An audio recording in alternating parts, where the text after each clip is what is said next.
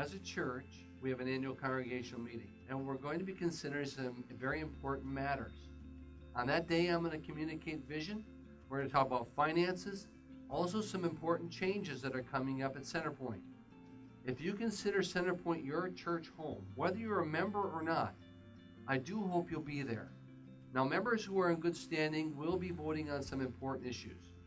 One of those areas is the affirmation of new elders. Based on your recommendations, the standing elders have selected 3 candidates to fill up the church board.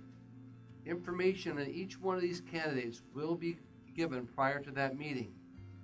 In addition, as elders, we're proposing some important changes to our bylaws. Now, these changes will serve to streamline our decision-making and expand our leadership. And while these changes may seem minor, I think they're going to prove very beneficial and enable us as a church to work more effectively. There are 3 changes in all, and I'd like to talk to you about them briefly.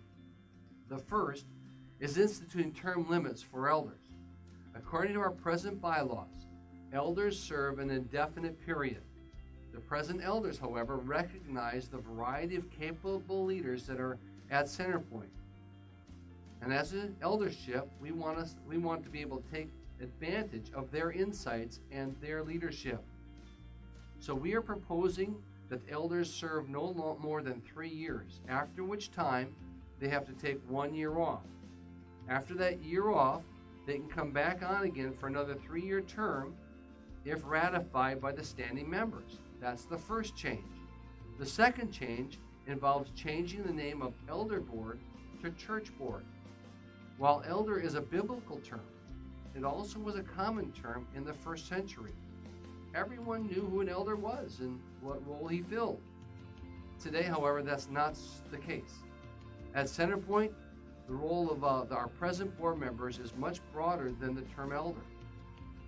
Present board members not only help pastors oversee the spiritual, but they also carry on financial responsibilities.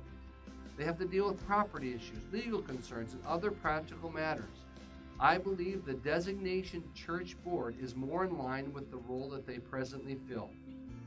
As a church board, we would be comprised of people from a broad spectrum of experience that would help to lead this church forward. That's our second change. The third change we're proposing is in regards to the minimum number of members needed to hold a legal congregational meeting. At present, that number is 75. 75 achieves a quorum. And while this does not seem unreasonable to you or me, the fact is, it does not work. Historically, as a church, we struggled to reach the quorum to hold an official meeting. There have been times where we've been unable to reach that 75 members.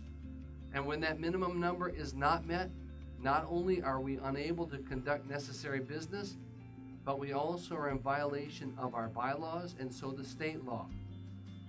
The church attorney suggested changing the minimum number to however many people showed up. That does not work for me either. Under that guideline, as few as 5 or 15 people could determine the future of this church. Rather than that, what the eldership has proposed is reducing the minimum number from 75 to 50 members in good standing. All these proposed changes to the Constitution can be found in the church website. Let me summarize these 3 changes. Number 1, term limits for board members. Number 2, change the name of elder board to church board. And number 3, changing the quorum for an annual business meeting from 75 to 50. Each one of these changes will be voted on separately at the congregational meeting held on April 22nd. Prayerfully consider each one of these changes, and then let's work together to do what's most effective for God's kingdom.